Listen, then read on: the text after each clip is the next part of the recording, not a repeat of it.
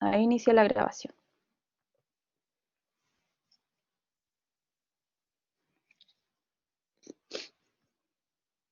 Ya, reconozco ese monito.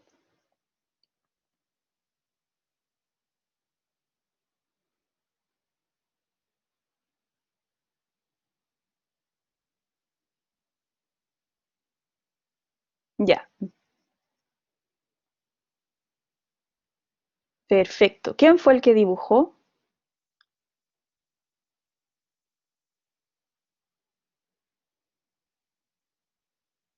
Flujo de entrada, perfecto.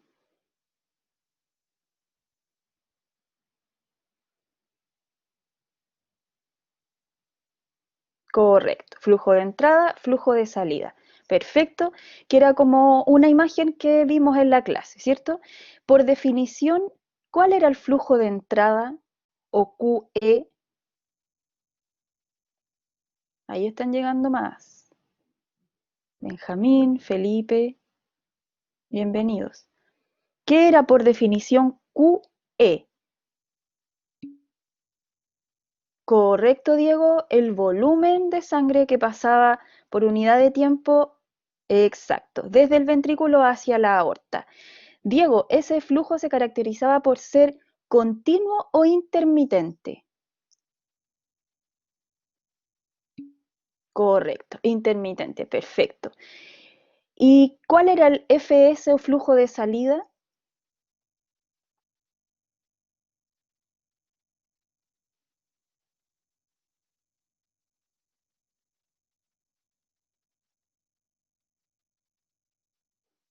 Recuerden que aquí hemos dibujado al sistema arterial.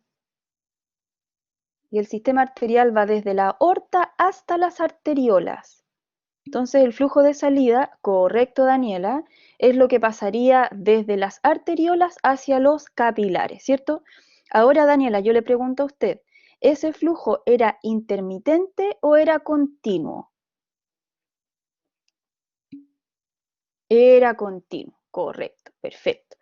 ¿Le podíamos poner algunas ecuaciones, algunas fórmulas usando la ley general del flujo o la ley análoga a la ley de Ohm?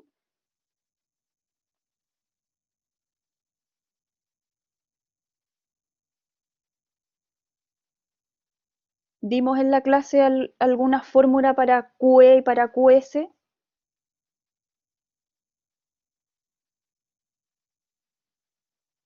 Ya, ahí parece que la están escribiendo.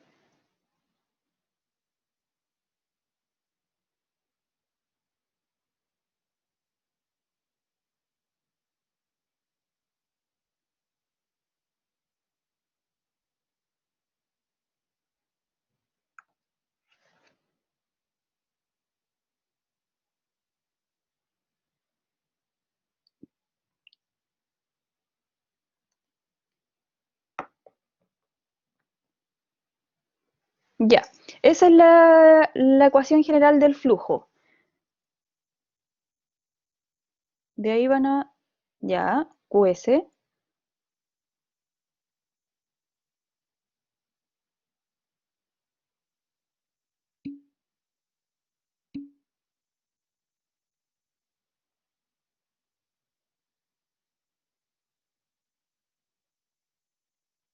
¿En el flujo de entrada, Diego, te refieres?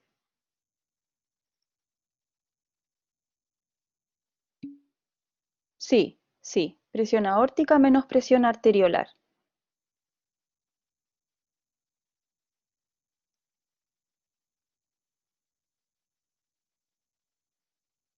Ya, entonces, a ver, de aquí, de esta fórmula hicieron la derivación, ¿cierto? Que es la ecuación general del flujo. El flujo de entrada, estoy de acuerdo que es la diferencia de presión, como decía Diego, que sería este que está aquí, y sería la presión aórtica menos la presión arteriolar partido por la resistencia arteriolar, correcto. Y el flujo de salida, aquí no sé por qué el flujo de salida es un flujo que va hacia allá. Entonces, ¿por qué vamos a restar con la aórtica?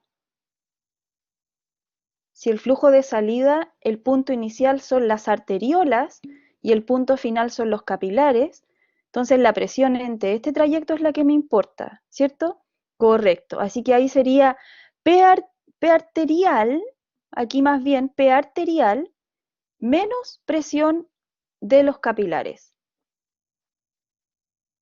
O sea, más o menos como yo les puse esta, ¿cierto? Que era lo que teníamos en la clase. Correcta con esa la que escribieron. En cambio, el flujo de salida sería la presión arterial menos la presión capilar partido por la resistencia que siempre es la resistencia que se opone principalmente la de las arteriolas. ¿Ya? Perfecto. Recordando entonces que este es intermitente, como decían los chiquillos, y este es continuo. Ok. Pregunta 2. Grafique cómo cambian en función del tiempo el flujo de entrada y el flujo de salida del compartimiento arterial utilizando solo un sistema de coordenadas. ¿Ya? Entonces yo sé que esta pregunta uno no sabe muy bien qué dibujar. Me gustaría que a lo mejor dibujaran ahí al ladito en la parte en blanco qué hicieron. Pero para dirigir más o menos yo les puse este gráfico que ustedes tienen que completar. Este es un gráfico tiempo versus flujo. El tiempo está de 0 a 0,8 segundos. ¿Qué quiero representar de 0 a 0,8 segundos? ¿Qué duraba 0,8 segundos aproximadamente?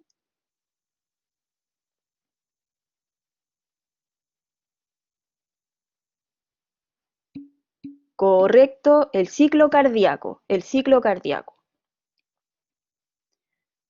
Sí, todo el ciclo aprox 0,8 segundos. Entonces, desde el 0 al 0,8 tengo todo un ciclo. Lo primero que yo necesito que ustedes hagan es que me digan cuáles son las partes de este ciclo. Para eso yo puse líneas verticales.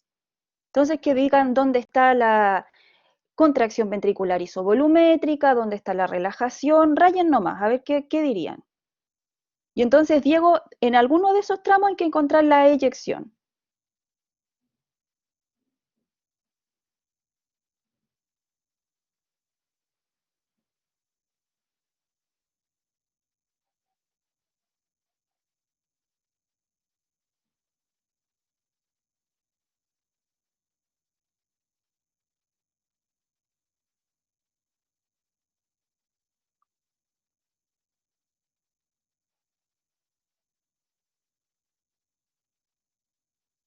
Rayen nomás. ¿Qué creen que va de 0 a 0,1?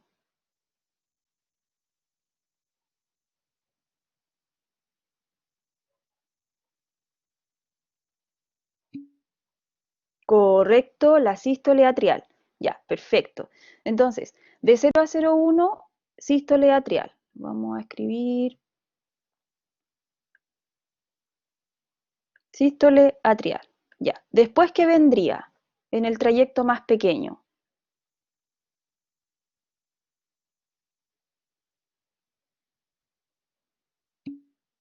Muy bien, Emilio. La contracción ventricular isovolumétrica. Perfecto. Después, ¿qué vendría?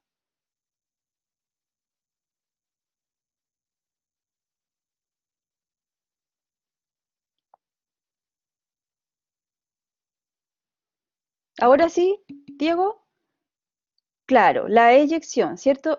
Claro, Antonia, es que consideramos a la sístole ventricular como desde aquí en adelante, Antonia.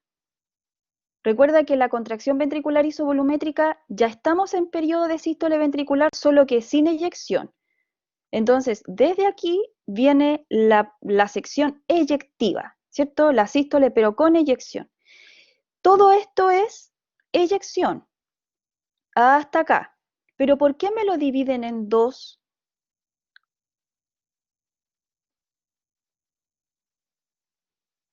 ¿Por qué yo dividí este grafiquito en dos?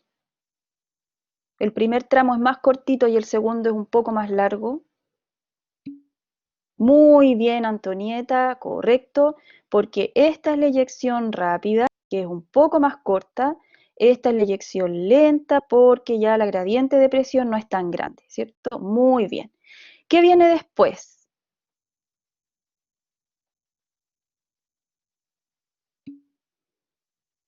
Relajación. ¿Qué más? Ya, eso no.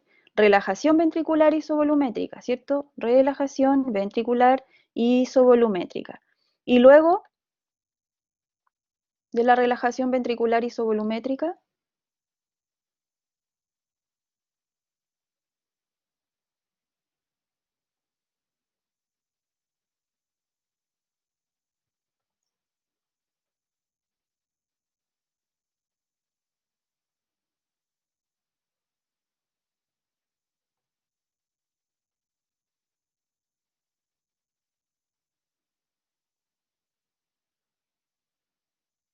¿aló? ¿Qué vendría después? Cuando termina la relajación ventricular isovolumétrica,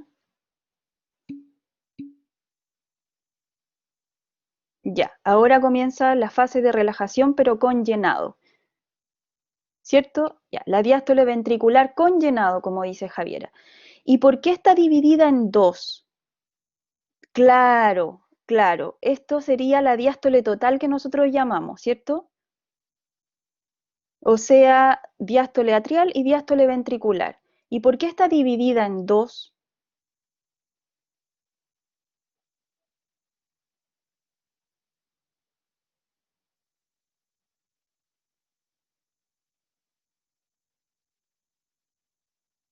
Porque igual que en la eyección rápida y lenta, también hay un llenado rápido y lento, ¿verdad? Entonces, esta fase sería el llenado rápido,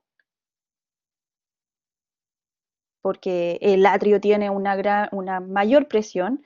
Este, en cambio, sería la fase de llenado lento, que también tenía otro nombre. ¿Alguien se acuerda qué otro nombre tenía el llenado lento? Empezaba con D de dedo.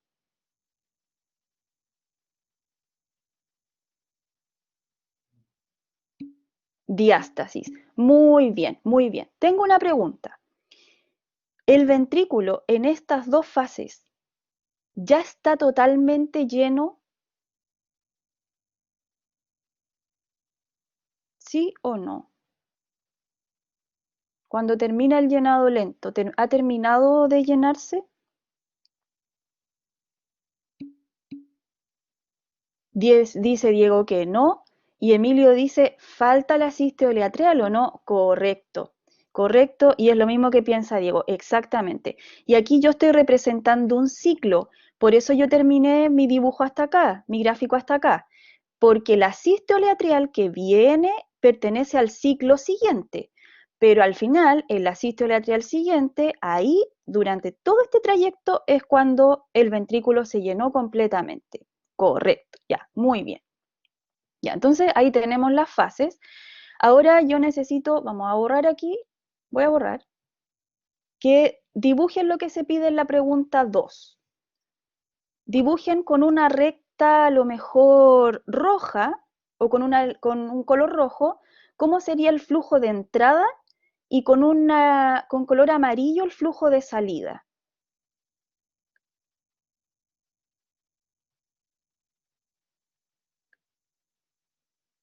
Inventen nomás, de ahí yo les corrijo. ¿Qué dibujarían?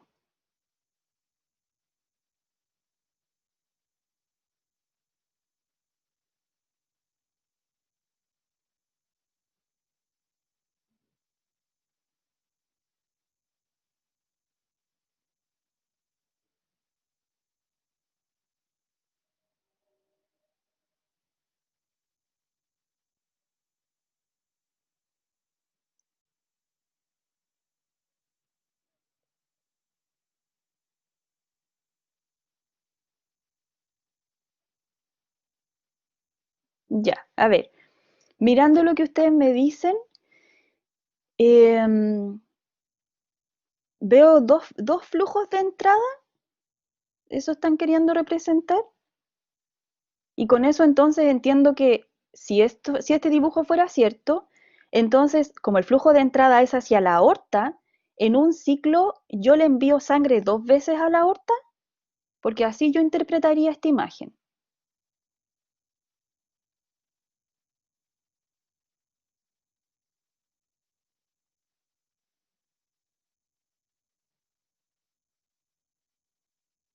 Ya, ahí hay algo. Ah,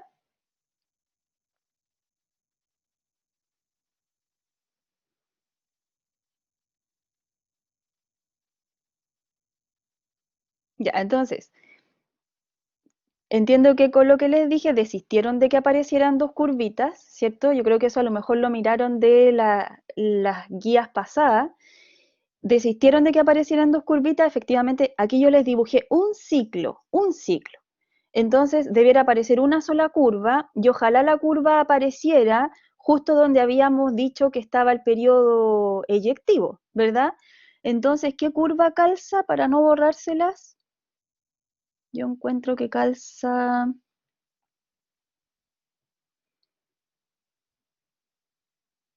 Sí, esta calza, esa que le puse, y esa también. Ahora, encuentro una diferencia, porque un flujo parte de uno y el otro flujo parte desde 2. ¿Tienen algún comentario respecto de eso? O sea, si parto de uno o parto desde 2, eso significa que la aorta ha estado recibiendo, durante esta fase, ha estado recibiendo un flujo de 1. Y el que dibujó esta dice que la aorta ha estado recibiendo en esta fase un flujo de 2 y que llega a recibir un flujo de 4 en la eyección. ¿Tienen algún comentario respecto de eso? ¿Es así o debiéramos partir desde dónde?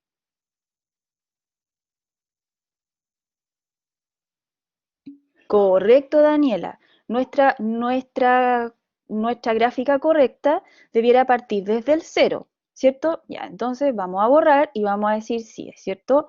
Esto debiera partir desde el cero porque recuerden que estamos entendiendo cuándo le llega sangre a la aorta.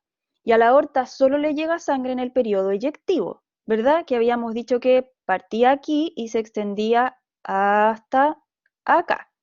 Así que lo correcto, voy a tratar de que me quede más o menos correcto, sería elevarlo aquí, ¿verdad? Y elevar el flujo. Ahora yo les pregunto, ¿hasta qué número tengo que llegar? Entendiendo que en la recta vertical tengo al flujo ml por minuto. Entonces, ¿cuánto recibe la aorta por minuto? Y ahí tengo que entonces decidir a qué número llegar.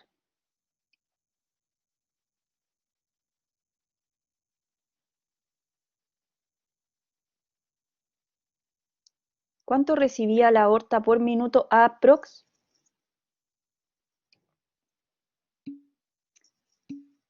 5 ml, nos moriríamos, Daniela. Ay, yo me equivoqué. Yo me equivoqué. Sí, yo debía haber puesto ahí litros por minuto. Le pido disculpas a Daniela porque usted siguió mi gráfico y yo en mi gráfico me equivoqué. Debiera ser litros por minuto. Sí, tiene toda la razón. Ya, entonces, supongamos que ahí, discúlpenme a mí, dice litros por minuto. ¿Hasta dónde debiera llegar? Ahora sí, Daniela tenía razón en las Danielas y la Antonieta. Debiera llegar hasta 5. ¿Cierto? Ya voy a tomar algo que dice Diego. Entonces, esto sería más o menos así, y el flujo en un corazón en reposo, voy a tratar de que me quede bonito, sería más o menos así, ¿cierto? Y luego baja de nuevo, porque desde ahí en adelante, hasta que termina este ciclo cardíaco, la aorta no vuelve a recibir. Sí, sí, chiquillos, me entienden, ¿cierto lo que estamos diciendo?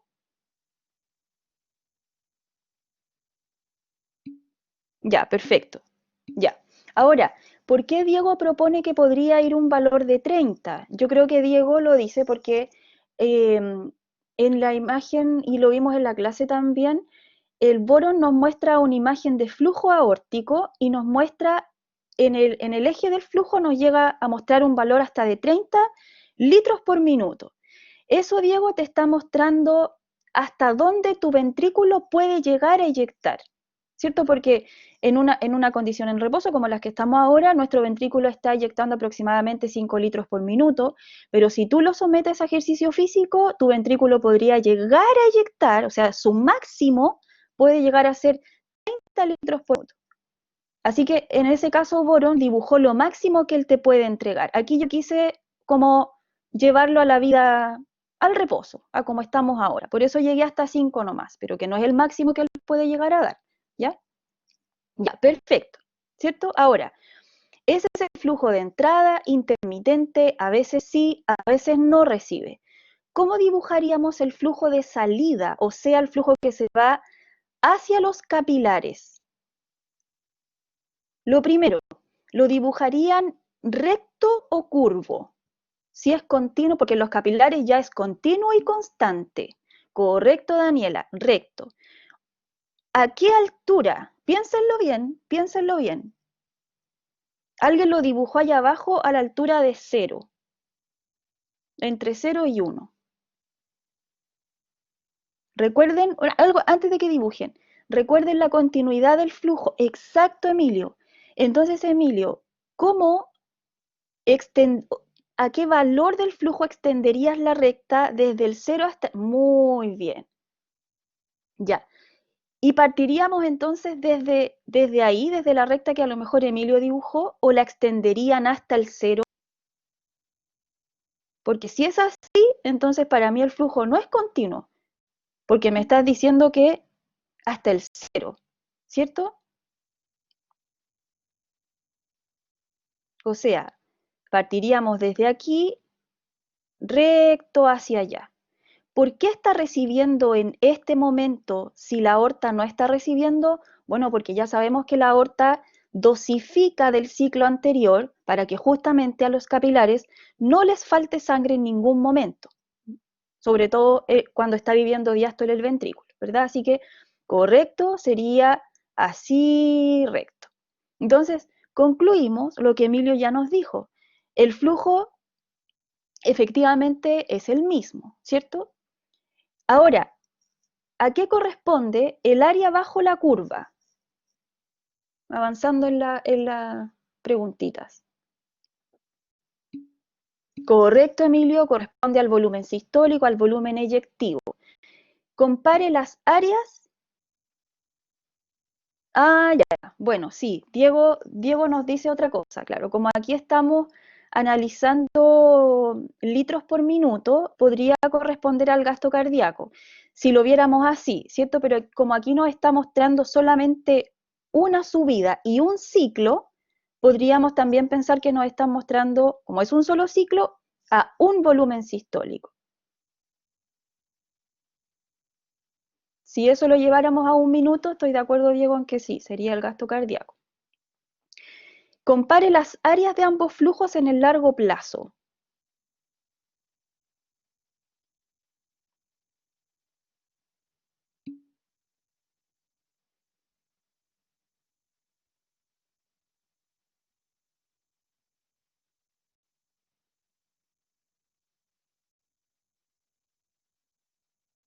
A ver, dice Emilio.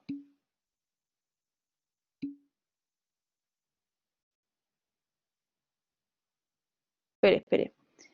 El área del flujo capilar es mayor porque la sección transversal es mayor. Claro, pero aquí, Emilio, nos están preguntando si tú comparas, como la fase curva, comparas la fase recta en los capilares, nos está preguntando cómo es el flujo en el fondo, en los dos sectores. Entonces no te tienes que confundir con el área de sección transversal, porque a pesar de que el área es distinta, el flujo por ambos sectores debiera ser el mismo. Entonces, esperen, Diego dice, profe, ¿cómo quedaría el gráfico final? Es que hay las líneas y no se entiende mucho. Quedaría como la roja, esta que yo dibujé aquí, y la de...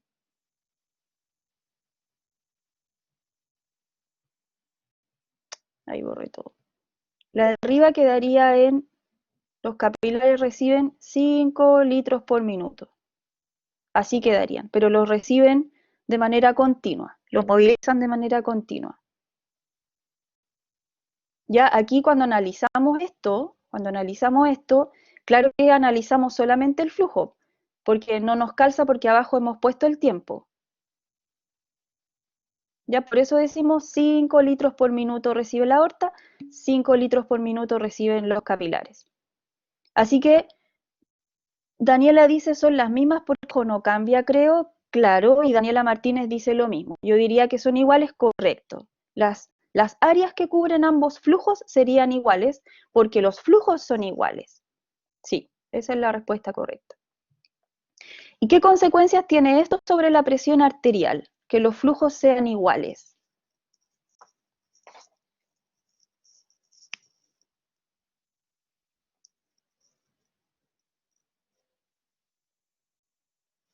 Si QE es igual a QS, correcto, determina que finalmente la presión arterial sea constante, como dice Daniela, que es una cosa que se mantiene bastante constante, decíamos en la clase, ¿cierto? La 4D, ¿se producen diferencias instantáneas entre ambos flujos?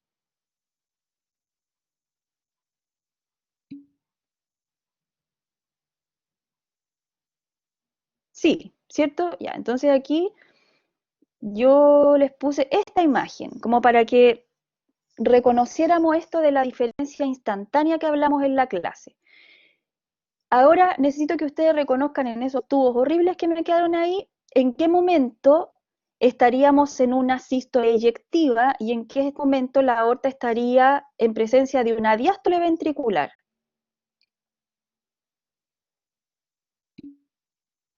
Correcto, muy bien. Arriba eyectiva, ¿cierto? Donde el flujo de entrada sería mayor al flujo de salida. En realidad esta sería la aorta en este extremo y en este extremo sería la sangre que se va hacia los capilares, ¿cierto? Porque estamos hablando de flujo de entrada y de salida. Así que este sería menor, pero continuo. En el caso de la diástole, como dicen ustedes, aquí no recibe y en ese caso entonces el flujo que se va hacia los capilares, como siempre está sucediendo, le ganaría al otro, sería mayor.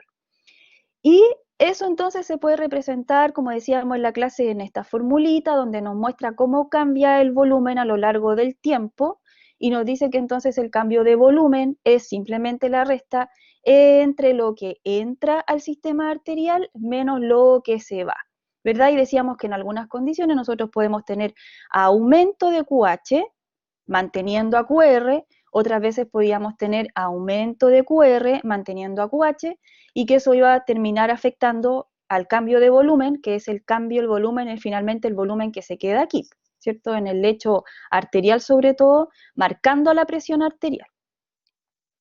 ¿Qué consecuencias tiene estas diferencias de flujo sobre el volumen de sangre en el compartimiento arterial?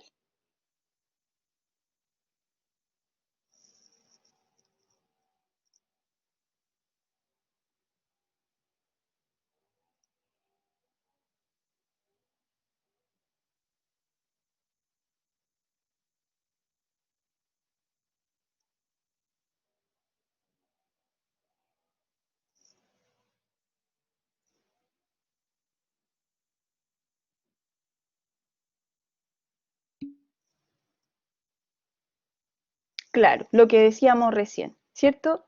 Exacto. Si el flujo de entrada aumenta o el de salida baja, correcto, aumenta lo que se queda en el lecho arterial. Perfecto. Ah, pero ahí me faltaba una pregunta, que es la E parece, ¿cierto? ¿Qué ocurre con la presión en el sistema arterial? Dice la E.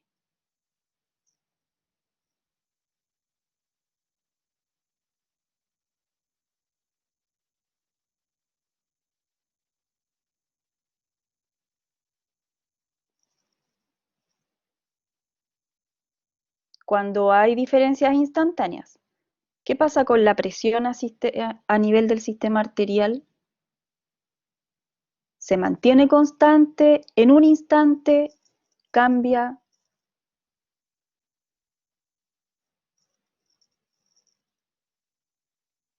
Por ejemplo, aquí, ¿qué presión de pared va a estar sintiendo este vaso?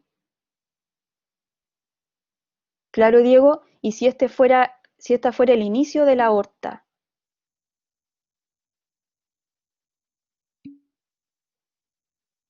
Ya, a ver, me están tirando una cosa importante.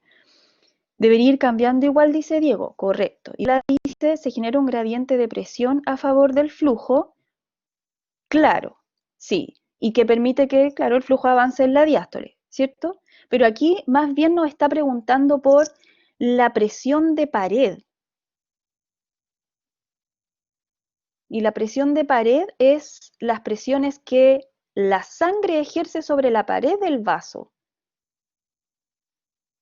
Entonces, por ejemplo, en este punto del vaso y en ese mismo punto, en esos dos mismos puntos, en distintos tiempos, en estos dos eventos que ustedes habían dicho, sístole y diástole, la presión en ese punto de ese vaso es la misma siempre o varía en función del flujo.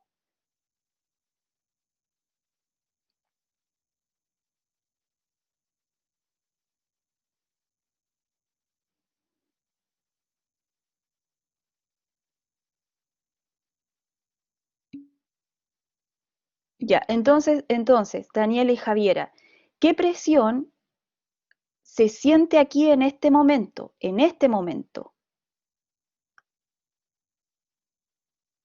que aumenta, aumenta y llega a un máximo. La más alta, ¿cómo se llama, Antonieta, esa? Perfecto, ¿cierto? Que en este punto entonces, en el momento más alto, este punto sentiría la presión sistólica. Y este mismo punto, a los milisegundos después, cuando el ventrículo o la aorta estén viviendo este momento, ¿qué presión va a sentir?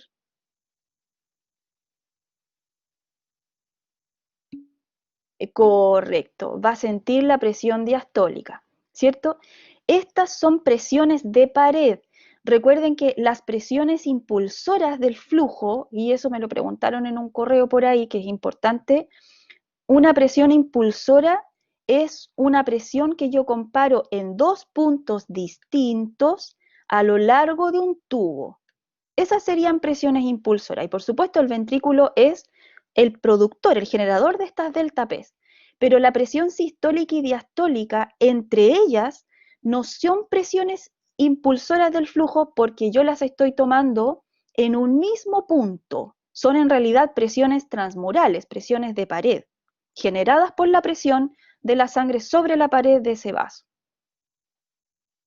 ¿Ya? Lo que sí que yo creo que ustedes están pensando que esa presión sistólica y esa sangre es finalmente lo que lleva a la aorta a acumular energía y que esa energía, ¡pum!, proyecte al volumen de sangre que siempre sale hacia los capilares.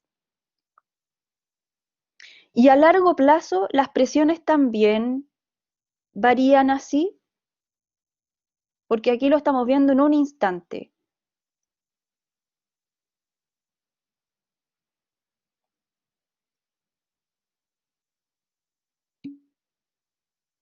Claro, entonces ahí las presiones serían constantes, ¿cierto? Aquí nosotros estamos mirando en un instante, de un milisegundo al siguiente dentro del ciclo cardíaco. Ya, la 3 dice, aplica la ecuación general de flujo a la circulación sistémica. ¿Cómo se llama el flujo y la resistencia de la circulación sistémica?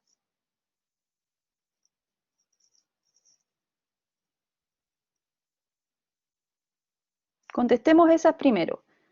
¿Cómo se llama el flujo de la circulación sistémica?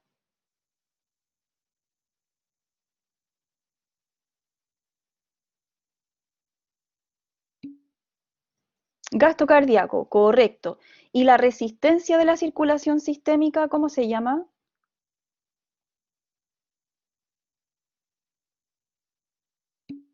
RPT, correcto, resistencia periférica total. Muy bien. Ahora, ¿pueden aplicar la ecuación general del flujo para sacar gasto cardíaco y para sacar resistencia periférica total? Porque eso es lo que tenemos que hacer.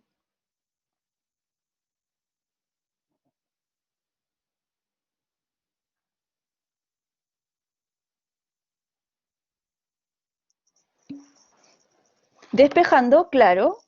Entonces, ¿cómo quedaría, Diego?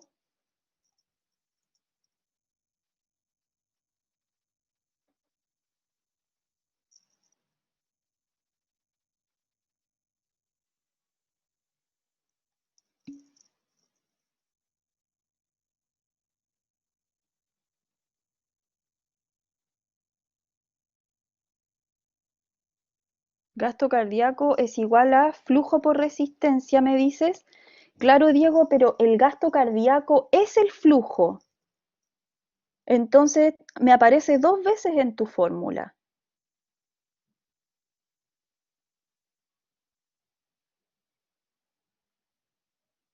GC y Q.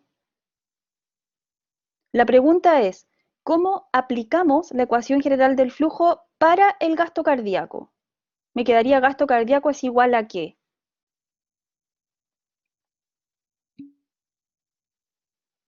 Eso sí, Diego. Sí, sería delta P partido por R. Correcto. Entonces, ¿quiénes serían delta P? Ahí lo están poniendo, ¿cierto?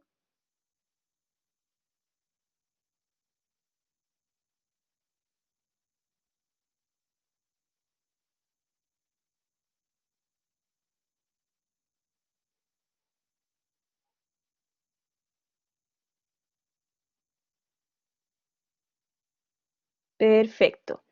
Entonces, ahí sí, gasto cardíaco sería igual a la presión arterial menos la presión venosa partido por la resistencia periférica total. Perfecto. ¿Y qué, cómo sería más correcto, decíamos en la clase, en vez de presión arterial y presión venosa?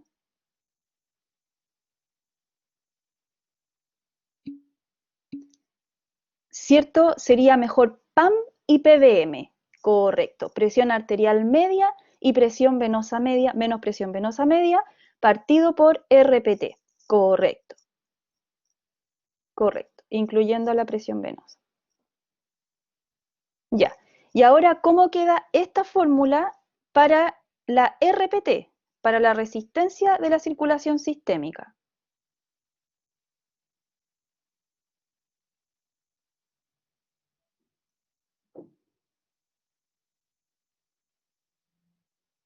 Es cosa de despejar nomás.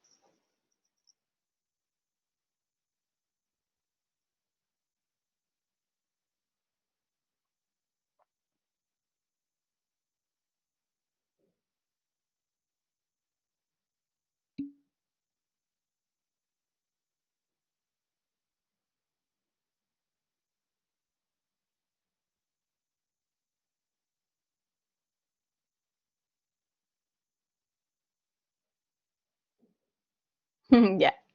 Ya, ahí lo escriben en la pizarra, que cuesta, ¿cierto? Y también lo escribe Antonieta. Y claro, RPT sería igual a PAM menos la presión venosa media partido por el gasto cardíaco. Perfecto. Que eran las formulitas que yo les iba a proponer ahí, ¿cierto? Muy bien. ¿Cuál es la diferencia de presión responsable del flujo? ¿Qué contestaron aquí?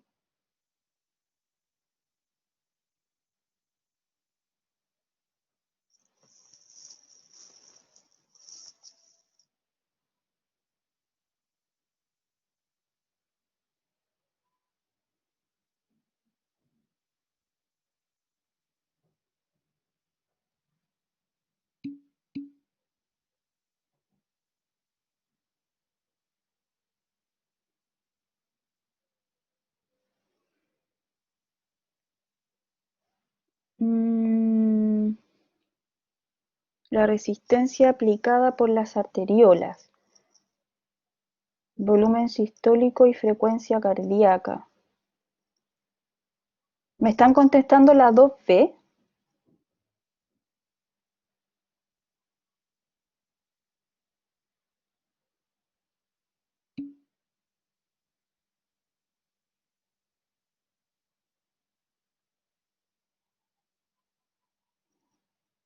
Sí, no, o sea, a ver, lo que dice Daniela, yo entiendo a lo que va, pero tomemos lo que dice Daniela y lo que escriben en la pizarra. ¿Cuál es la diferencia de presión responsable del flujo?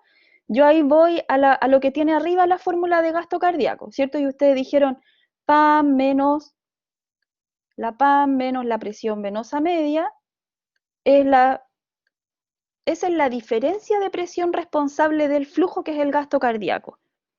¿Verdad? Tal como lo escribieron ahí. Diferencia de presión entre arterias y venas. Ahora, tomando lo que dice Daniela, que es correcto porque la diferencia de presión que exista entre estos dos puntos está absolutamente determinado por la resistencia de los vasos de resistencia que están ahí entre medio, ¿verdad? Y eso lo veíamos en la clase que yo les dejé, que a medida que aumentaba o disminuía la resistencia, la presión aquí y la presión acá iba cambiando. Pero eso es resistencia, Daniela, y la resistencia afecta a estas presiones. Pero la diferencia de presión responsable del flujo es la PAM menos la PBM. ¿Ya? Ya, y otra cosa que me preguntaron por ahí, cuando digamos diferencia de presión responsable del flujo, no nos estamos refiriendo a la presión diferencial. Ya eso es importante. Yo sé por la palabra diferencia confunde. Entonces cuando me dicen cuál es la diferencia de presión, a mí me da, a lo mejor me tinca restar presión sistólica y presión diastólica. Pero la presión diastólica y sistólica son presiones de pared en un mismo punto, pero en distintos tiempos, ¿verdad? Aquí me están preguntando por la responsable del flujo y entiendo que esas responsables del flujo son la PAM en este sector, la PBM en este sector, o sea, en dos puntos distintos en un mismo instante, distinto a lo que es sistólica y diastólica. Ya, ¿cómo les queda la ecuación si despejan a la presión arterial, a la PAM?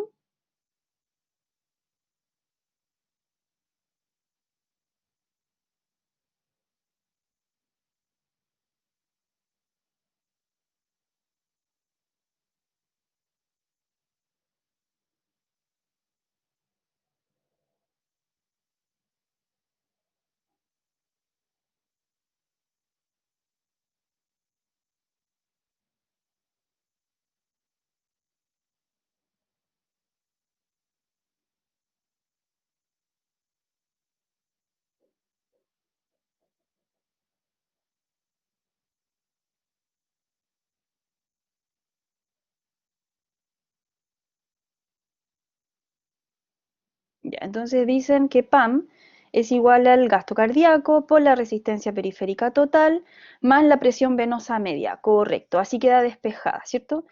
¿Hay alguno de los factores que hay ahí que puedo encontrarlo despreciado en la fórmula? Que por ser un valor, ¿cierto, Emilio? La presión venosa media es un valor que no siempre vamos a ocupar.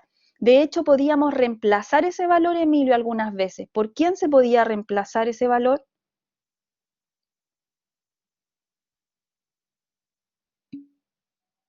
Muy bien, parece que vieron la clase. ¿Me contestan porque vieron la clase? Ay, que son lindos. Ustedes son muy, muy, muy especiales. Ya, perfecto. Tienen razón Antonia, Daniela. Sí, correcto. Emilio también. Ahora, ¿de qué factores depende la PAM? ¿De qué factores depende dicha presión?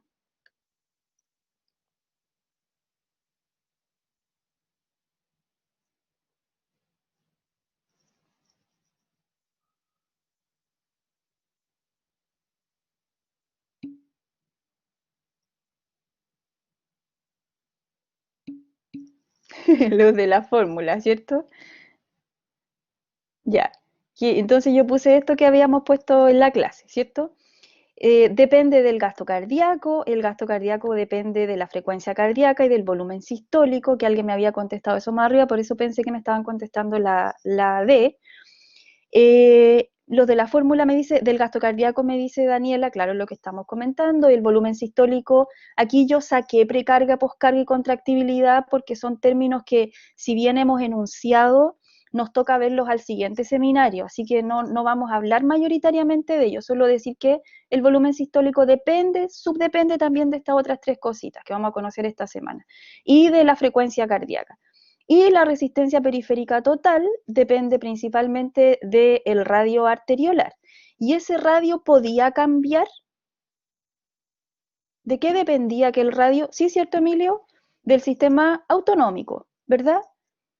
Y entonces ahí se producía o la vasodilatación o la vasoconstricción. Perfecto.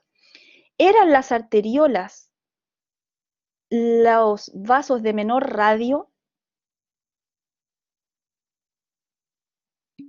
No. ¿Y entonces por qué, Daniela, son ellas las que tienen la mayor resistencia? Si a menor radio, mayor resistencia se supone.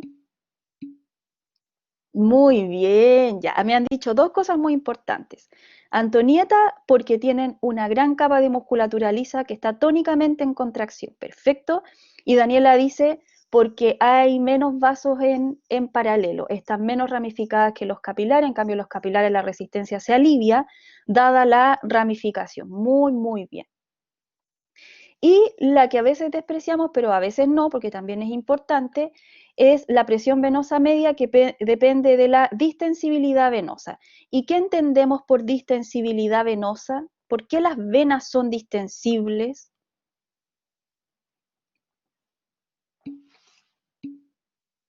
Correcto, capacidad de contener un volumen a presiones altas de pared o a presiones bajas de pared. Correcto, Emilio. Sin ejercer presión de pared. Correcto, a presiones bajas.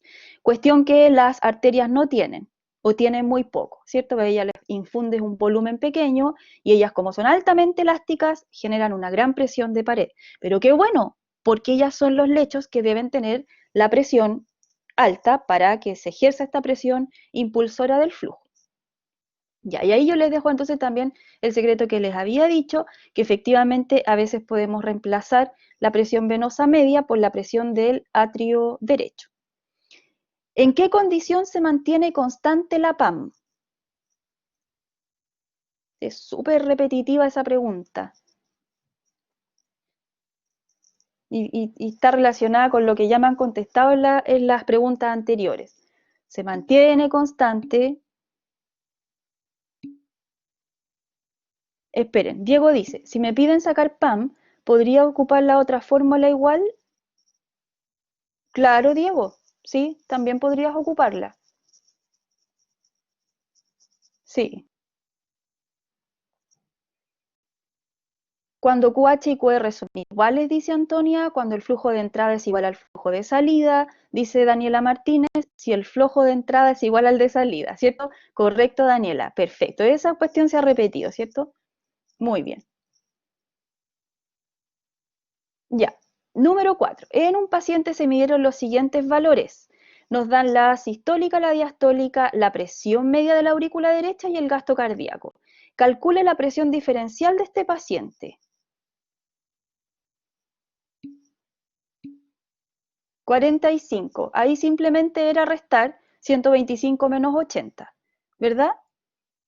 Aquí nos preguntan por la presión diferencial, no por la diferencia de presión responsable del flujo, ¿verdad? Así que aquí cuando nos dicen presión diferencial o de pulso, nosotros restamos sistólica menos diastólica. Muy bien. Explique los factores de los cuales depende dicha presión. Sí, Daniela.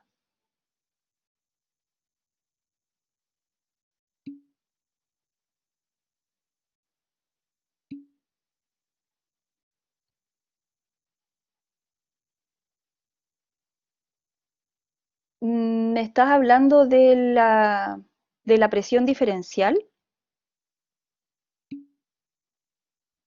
Sí, ahí hay un intervalo. Entre 60 y 70 se considera patológico. Sí, preocupante. Y aproximadamente entre 10 a 30 también se considera preocupante, porque de 10 a 30 significa que el cambio de volumen también está alterado. Sí, esos rangos yo parece que no se los he dado. Voy a anotar porque hemos hablado de los rangos de la presión sistólica y diastólica, pero no los de la presión diferencial.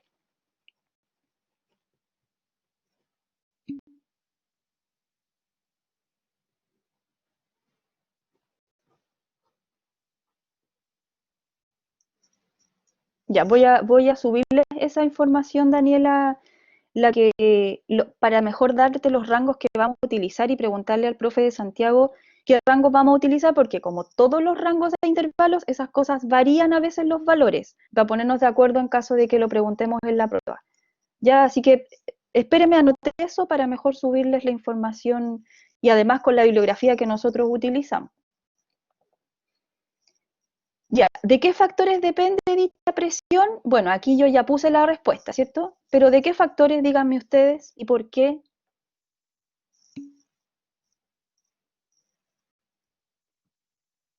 Ya, depende del volumen sistólico,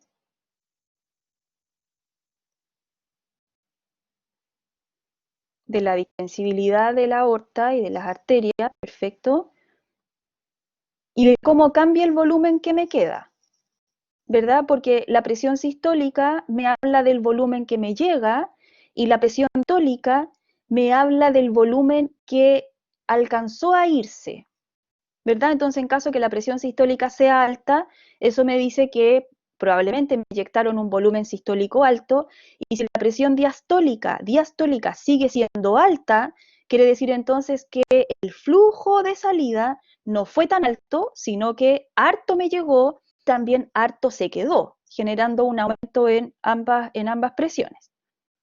En cambio, si la presión diastólica fuera baja, eso quiere decir que el volumen avanzó, y el volumen que me quedó en la aorta en la diástole fue menor, generando menor presión de pared, que es como por ejemplo cuando las arterias se vuelven más rígidas. Perfecto. ¿Y qué me pueden decir de la distensibilidad arterial? ¿Cómo afecta la presión diferencial?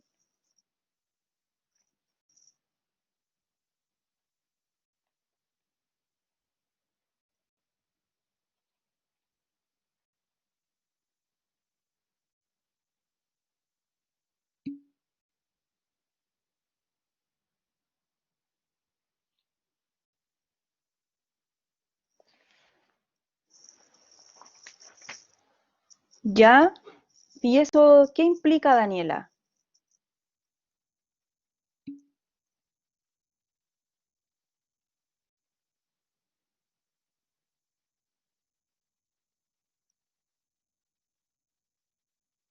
Ya, dice Emilio, si disminuye la distensibilidad haría que la sistólica aumentara. Perfecto. ¿Y qué pasaría con la diastólica, Emilio?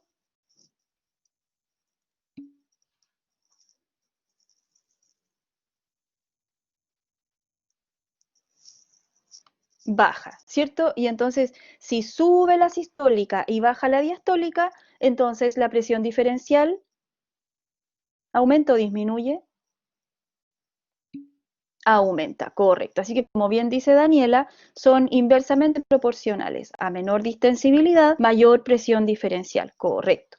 Y este grafiquito que yo puse aquí, que a lo mejor sobra, pero se los dejé para decirles que a lo mejor es importante mirar, es lo que decía Emilio más arriba, ¿cierto? Que el volumen sistólico es un factor importante para el aumento de la presión diferencial. Aquí nos comparan un volumen 1 con un volumen 2, y esa es la diferencia que se ve de la presión diferencial. En cambio, aquí hay un B3 con un B4 y la diferencia entre ambas es más grande. Así que efectivamente, a mayor volumen sistólico, como en B4, mayor presión diferencial. Ya, la 5. Calcule la PAM en la aorta y la resistencia periférica total del paciente. O sea, aquí tenían que utilizar los datos anteriores.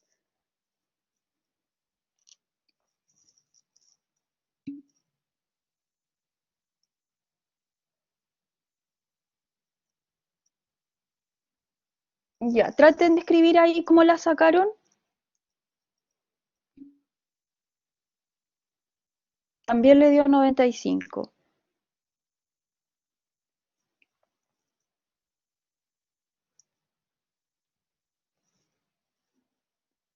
La sacaron con un tercio de PS más 2/3 de PD,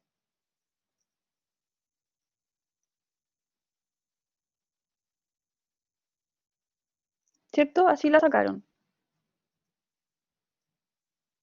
Ah, perfecto, correcto.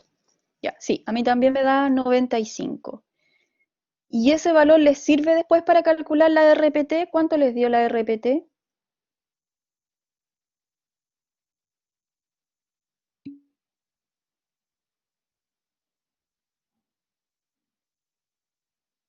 18,6. ¿A los demás también les dio eso?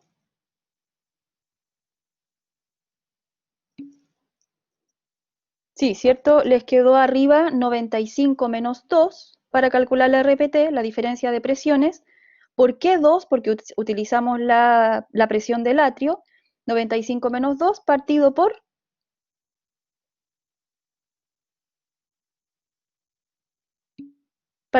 5, que es el gasto cardíaco, sí. Y eso nos dio 18,6. 18,6, si nosotros sacamos las unidades, nos da 18,6 miligramos de mercurio por minuto partido por litros, que esa es una medida de resistencia. Entonces aquí nos dicen que nos da en esa unidad de medida, nos dicen que convirtamos eso a dinas. Y dinas también es una medida de resistencia. Entonces, ¿convirtieron cuántas dinas les dio? Para saber si estamos dentro, si el paciente está dentro del rango normal de resistencia.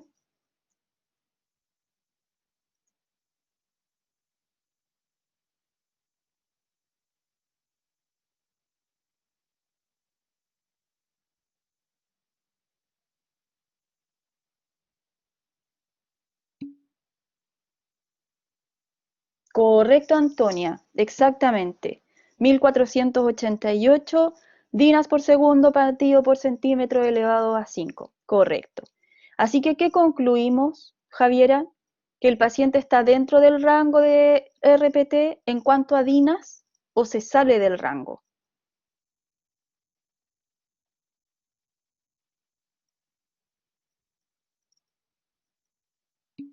Está dentro, ¿cierto? Porque nos permite llegar hasta 1600. Correcto, está dentro del rango. Muy bien.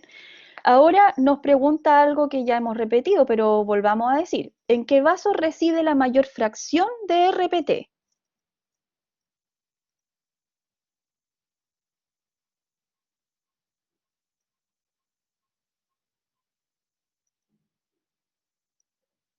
De toda esta RPT que calculamos, ¿en qué vasos son los que más aportan, creen ustedes? Claro, las arteriolas, ¿cierto? Correcto, exactamente. Aproximadamente, en condiciones de reposo, las arteriolas pueden aportar con un 41% y le siguen los capilares con un 27%. Ya hemos explicado por qué el capilar aporta menos, aunque tiene menos radio.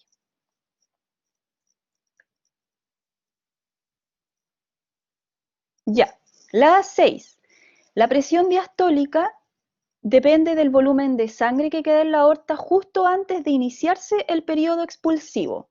¿En qué etapa del ciclo cardíaco se alcanza? Y a ver si me la pueden ubicar, por favor, en la gráfica que puse ahí.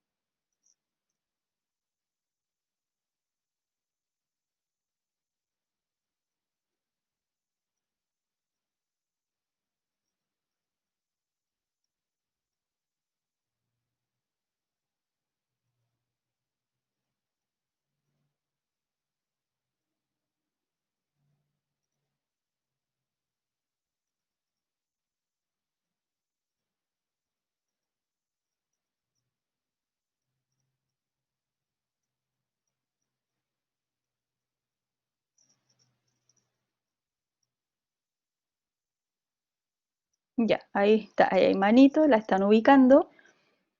Ya, y si en la prueba no les ponemos la imagen y usted tiene que decir, dígamelo, ¿cuándo se alcanza? Perfecto. Al final de la contracción isovolumétrica, ¿cierto? ¿Por qué decíamos en clase eso?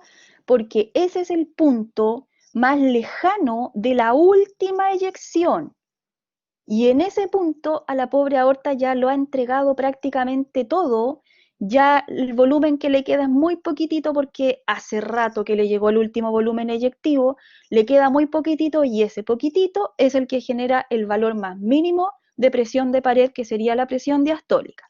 ¿Ya? Ahora, insisto con eso, que es muy importante también para contestar la siguiente pregunta. Si por alguna razón la aorta se ve impedida en entregar el volumen que debiera durante la diástole, entonces en este punto, espérenme, perdón, en ese punto que es donde le debiera quedar menos sangre, si algo pasa que no le permite a ella entregar esa sangre, entonces aquí va a haber un volumen de sangre mayor que no entregar. ¿Y qué va a pasar con la presión diastólica? Si ella se ha quedado con más sangre por alguna razón,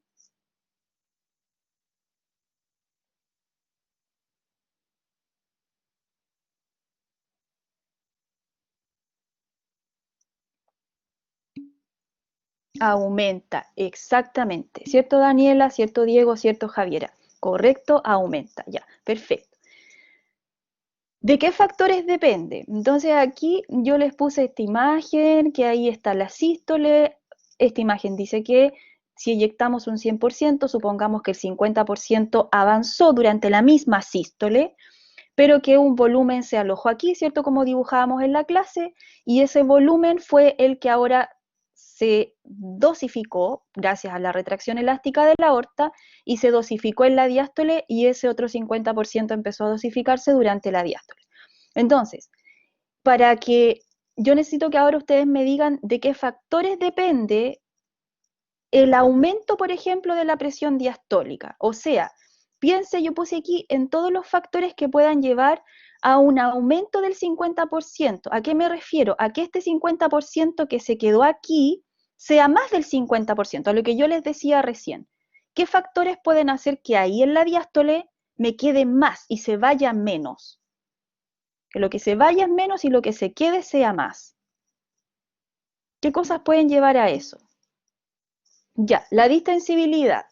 Ya, ahí Emilio se quema y dice, mayor o menor distensibilidad, Emilio dice, menor distensibilidad de la aorta, ¿cierto? Perfecto. Entonces, si hay menor distensibilidad de la aorta, eso quiere decir que, ¿qué va a ser el volumen? Ya. Y si se va el volumen, ¿hay más presión diastólica o menor presión diastólica?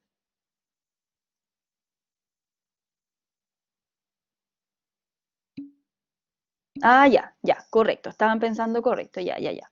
Ya, entonces no estamos contestando entonces factores que la van a hacer aumentar, porque yo pensé que Emilio pensaba que a menor distensibilidad aumentaba la presión diastólica, pero entiendo que no, me lo contestan bien. Ya, entonces, la distensibilidad de la aorta influye, ¿cierto?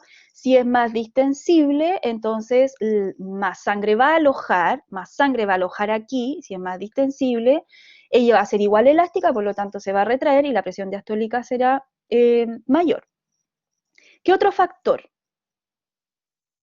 Ya me dijeron la distensibilidad de la aorta. ¿Qué otro factor puede hacer que ella aumente o disminuya? Ya, Antonia, perfecto. Hábleme más de ella, Antonia. ¿Qué resistencia? ¿Cuál es la relación entre las dos?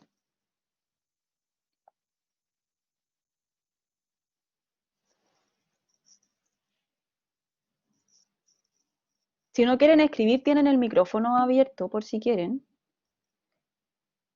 Ya, entonces Antonia dice, si hay más resistencia, ¿se va menos sangre?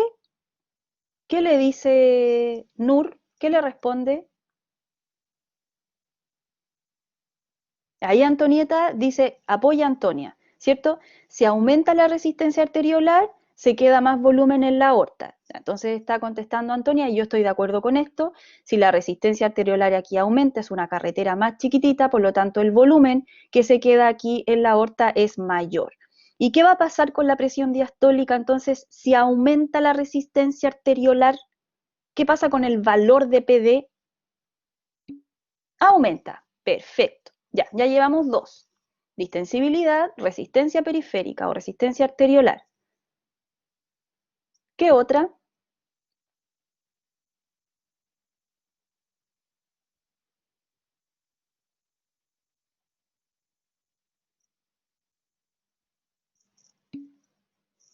Eso, Antonia, muy bien. La frecuencia cardíaca. Ya, ármeme una relación ahí, Antonia. Si la frecuencia cardíaca aumenta, ¿qué le pasaría a la presión diastólica? ¿Por qué?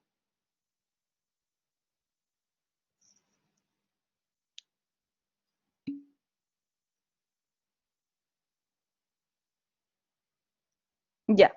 Si hay más frecuencia cardíaca, dice Antonia, hay más volumen en la aorta, ¿o no?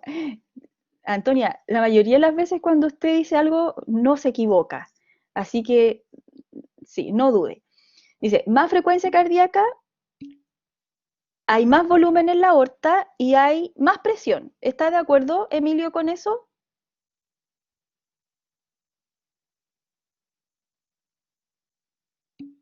¿Cierto que sí? Y yo le agrego otra cosa. Cuando la frecuencia cardíaca aumenta, la entrada de sangre por minuto es muchas veces más que cuando tengo una frecuencia cardíaca de 60 o 70 latidos por minuto. Eso, Daniela, le da, a ver, si aumenta, le da menos tiempo para quedarse. Si aumenta, le da menos tiempo para quedarse. Ay, no entiendo. O sea, ¿se va más o se va menos, Daniela? De acuerdo a lo que estás pensando.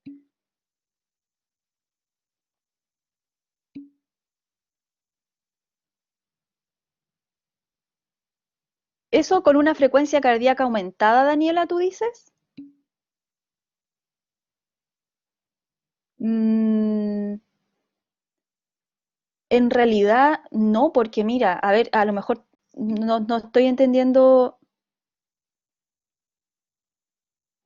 Claro, claro. Entonces, entendiendo lo que dice Daniela y Antonieta, ya voy a decir, si aumenta la frecuencia cardíaca, entonces las veces de entrada va a ser muchas más por minuto y la sangre va a empezar a acumularse aquí. Como siempre existe una resistencia arteriolar, tantas veces que entra no va a poder ser igualada por las veces que sale. Así que cuando yo tengo una frecuencia cardíaca aumentada, la sangre que llega, como llega más veces en un minuto, le gana a la posibilidad que tiene esa sangre de irse. O sea, tiene menos tiempo para irse, tomando como tu afirmación, Daniela. Según yo, según como yo lo veo, tiene menos tiempo para irse y por lo tanto se queda más. Y al quedarse más, aumentaría la reserva, como dice Antonieta, y aumentaría la presión diastólica. ¿Cierto? A lo mejor lo estabas pensando así y yo no fui capaz de entender tu afirmación. Ya llevamos tres entonces. La frecuencia cardíaca, la distensibilidad aórtica, ¿qué más me dijeron? La resistencia y un cuarto, ¿tienen algún cuarto?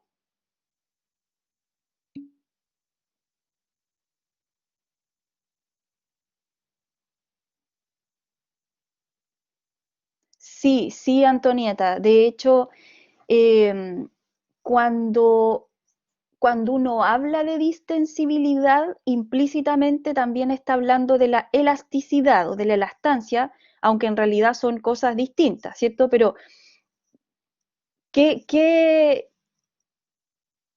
¿qué cosas juntamos cuando hablamos de la distensibilidad de la aorta? Es su capacidad para distenderse, como nos muestra la imagen, para distenderse, pero también para retraerse. Y ahí yo estoy de acuerdo contigo que a lo mejor uno, de manera más correcta, debiera dividir esos dos factores, porque si ella fuese súper distensible, entonces se comportaría como una vena, ¿verdad? Y se expandiría a bajas presiones de pared. Pero dado que ella es distensible y elástica, es que se retrae y nos genera finalmente la presión. Al final, Antonieta, ¿quién nos genera la presión sistólica y la diastólica? Es la elastancia de la pared más que la distensibilidad. Ahí yo creo interpretar lo que tú estás pensando. Por ahí va tu pregunta, ¿cierto? Sí, sí, estoy de acuerdo contigo. Así que podríamos agregarle y sacarla de la frase distensibilidad y separarla, porque sí, una cosa es ser distensible, otra cosa es ser elástica. ¿Y hay alguna cuarta o no?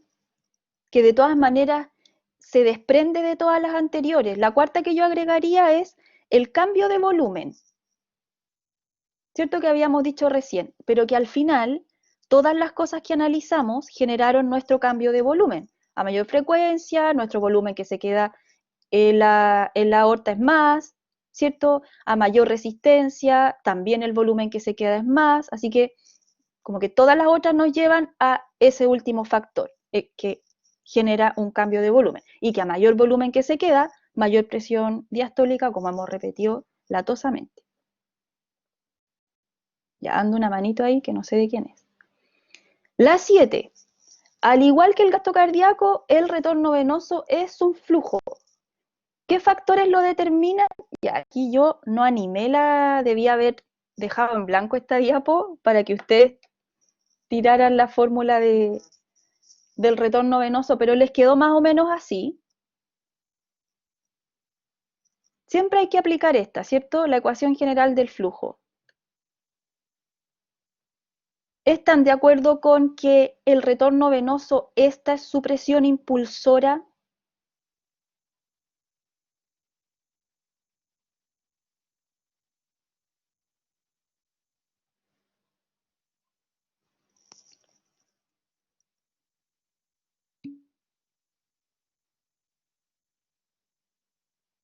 ¿Cierto, Antonia, que sí? Porque el trayecto del retorno venoso es desde las venas hacia la aurícula derecha.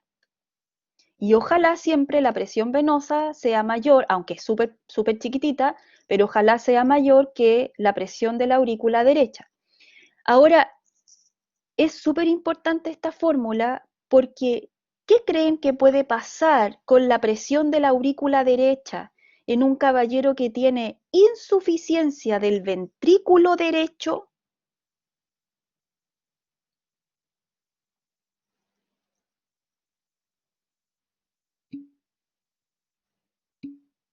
¿Cierto, Antonia? Si hay insuficiencia ventricular derecha, entonces la presión dentro del ventrículo derecho va a aumentar. Y eso va a ser como una seguidilla de piezas de dominó cayendo. Y si la presión del ventrículo derecho aumenta, el atrio dice, bueno, también voy a tener que aumentar mi presión. Y si aumenta la presión de la aurícula derecha, esta presión va a aumentar y esta va a quedar abajo. Entonces, ¿qué pasaría con el retorno venoso en ese caballero? ¿Aumento o disminuye? Disminuye. ¿Y dónde tendería a irse ese volumen de sangre, Antonia? ¿A qué venas?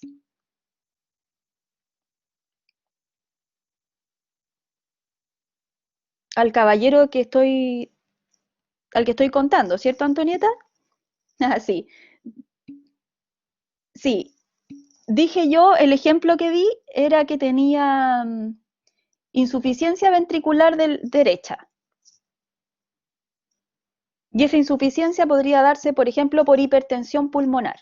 Entonces, si hay hipertensión pulmonar, entonces hay una gran resistencia que el ventrículo derecho eyecte. Si el ventrículo derecho tiene una gran resistencia, él aumenta su presión dentro para ganarle a la resistencia. Eso hace que más arribita el atrio aumente su presión, ¿cierto? Oye, y a todo esto, ¿cómo verían la yugular en esa persona? ¿Distendida? ¿Normal? ¿Creen que eso afectaría a la yugular?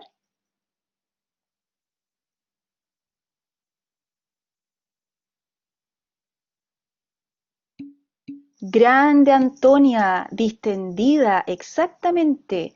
Y podrías incluso observar el pulso en la yugular y muy distendida.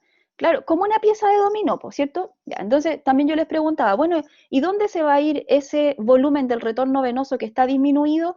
Antonia correctamente y Daniela correctamente me dicen que se va a ir a las extremidades inferiores sobre todo, y va a generar esto que llamamos edema periférico, ¿verdad? Que era, comentábamos en algunas clases atrás, que era lo típico de una persona que tiene alterada la circulación del lado derecho.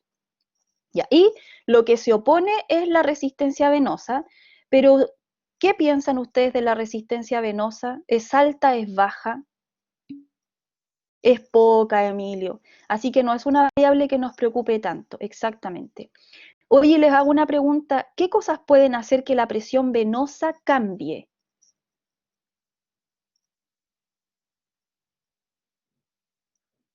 Por ejemplo, si yo quiero aumentar el retorno venoso, ¿qué tendría que pasar con la presión venosa?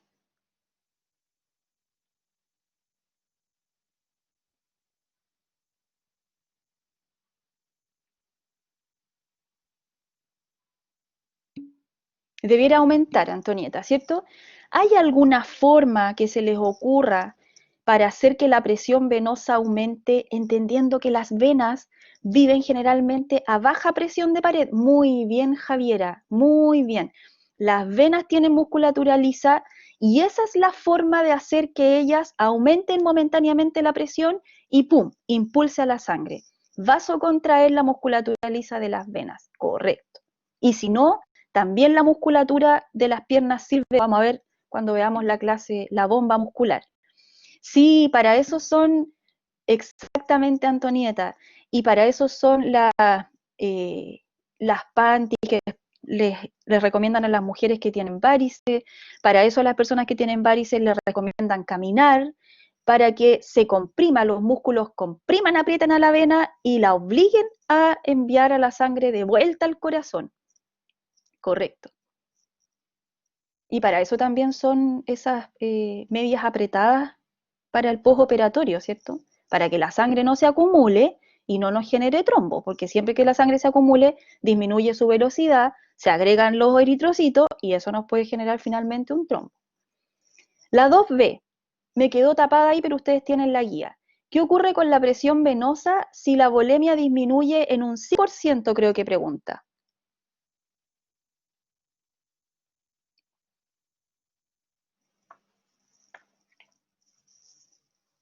Y aquí traten de conectar con endocrino. Un 5%. ¿Era mucho, era poco para endocrino? ¿Se activaban factores? ¿Afectará eso a la presión venosa?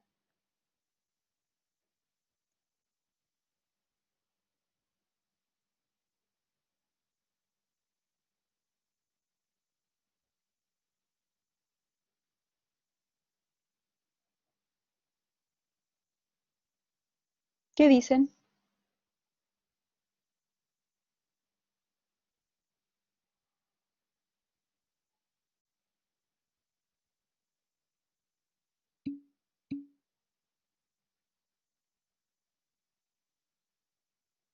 Habría menos presión, dice Emilio. Antonia dice que ella cree que disminuye. Un 5%, chiquillo, es muy poquitito. La presión venosa, su umbral es del 10%, o sea, tu volemia tiene que cambiar desde un 10% a haber perdido sangre, por ejemplo, para que entonces la presión venosa cambie significativamente. ¿Por qué? Porque como las venas son vasos de capacitancia, son distensibles, el volumen que alojan es alto. Y como ese volumen lo alojan a baja presión, que cambien un 5% esa volemia, o que ese volumen que alojan no hace nada en la presión de su pared. Desde el 10%, sí.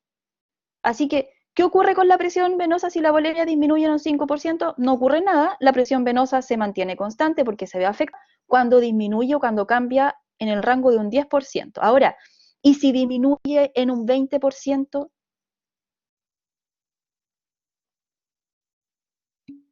Ahí sí que sí, ¿cierto? Ahí disminuye la presión venosa, correcto. ¿Y qué ocurre con el retorno venoso en ambos casos?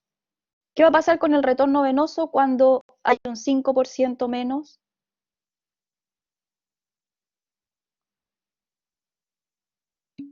No se ve afectado porque este valor dijimos que se va a mantener constante, no se ve afectado. Pero ¿qué pasa cuando disminuye en un 20, Emilio? ¿Qué va a pasar con el retorno venoso?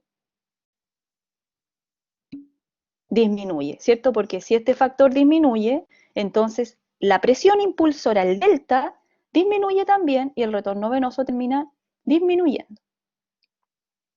¿Y para qué les puse ese gráfico? Para recordarles que el volumen lo tenemos mayormente alojado en las venas, pero que los sectores de alta presión son el lecho arterial. Ya, última pregunta. De acuerdo con lo discutido en las preguntas anteriores, ¿qué funciones cumplen las arterias de gran calibre, las arterias y el sistema venoso?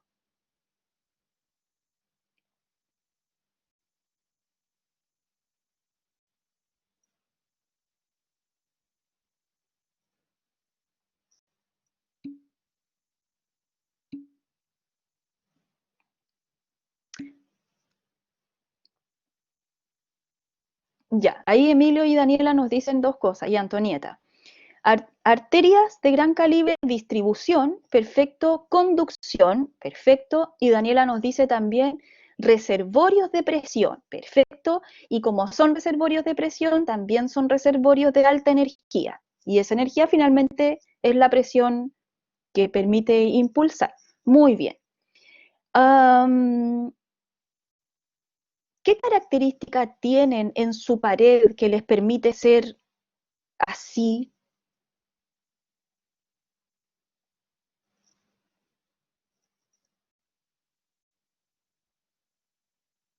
¿Por qué pueden ser reservorios de presión? Perfecto. Son elásticas, las de gran calibre tienen paredes gruesas, ¿cierto? Lo que significa que es más difícil estirarlas y eso representa la elasticidad, principalmente eso, ¿cierto? Son más elásticas que distensibles. Muy bien. Las arteriolas, ¿qué dirían? Ah, y lo importante también es que las arterias de gran calibre, dado que son elásticas, permiten convertir el pulso intermitente a pulsátil en las arterias que siguen y después a continuo en los capilares. Las arteriolas, ¿qué dirían?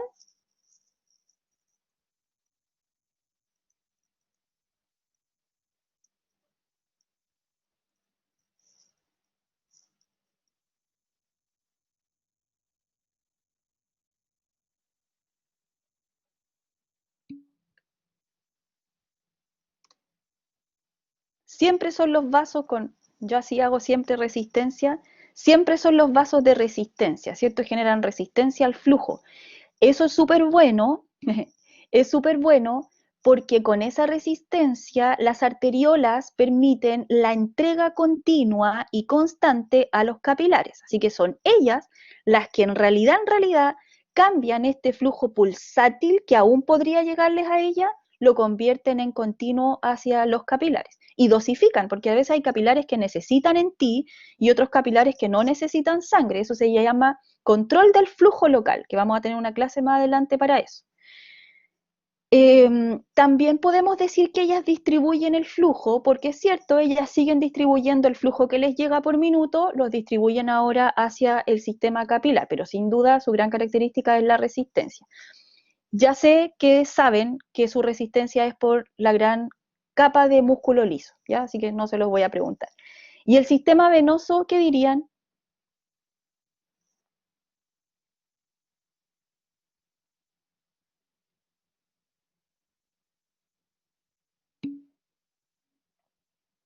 ¿De reserva de presión o de reserva de volumen?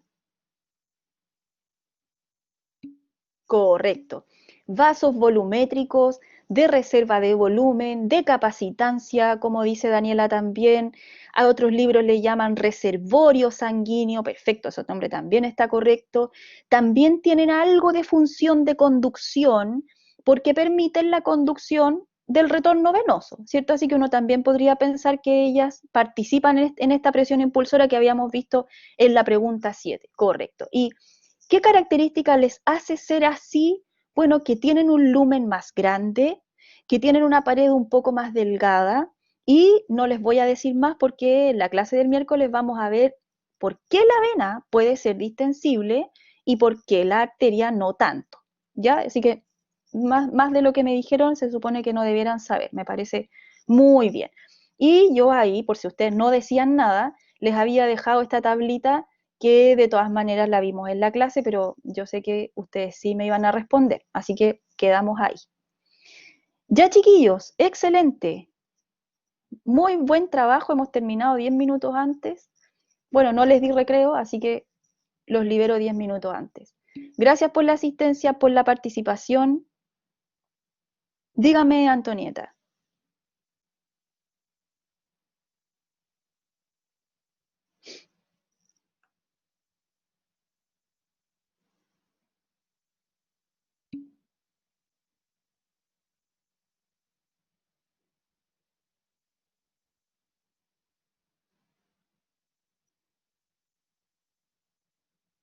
¿por qué el señor con insuficiencia en el ventrículo derecho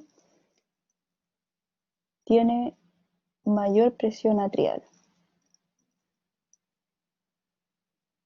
Ya, porque entendemos que si el ventrículo derecho presenta insuficiencia, es probablemente porque tiene una oposición a eyectar.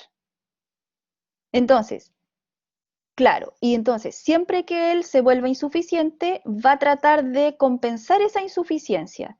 y la va a compensar, por ejemplo, aumentando la masa y tratando de aumentar la presión de contracción. Así que el ventrículo se va a volver internamente, su cavidad se va a volver una cavidad de alta presión. Y si el ventrículo se vuelve de alta presión, el atrio, recuerda que el atrio necesita abrir la válvula. Y si el ventrículo se vuelve de alta presión, el pobre atrio, para lograr abrir la válvula auriculoventricular, va a tener que también aumentar su presión. Por eso yo les decía que es como una cascada de piezas de dominó.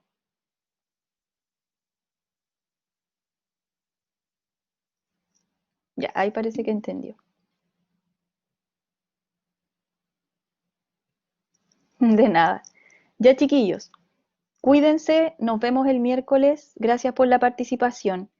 Ah, necesito que se pongan de acuerdo cuando tenemos el test. Ya, así que yo le voy a mandar un correo a Marcelo que se conectó en algo, pero parece que ya no. Ah, sí, sí está ahí. El viernes dijeron, ¿y a qué hora? ¿En la tarde?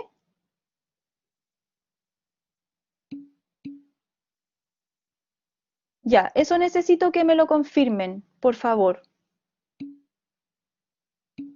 Ya, es el viernes, pero necesito que me digan el horario. Ahí me avisan, sí. Ya, cuídense, que estén muy bien.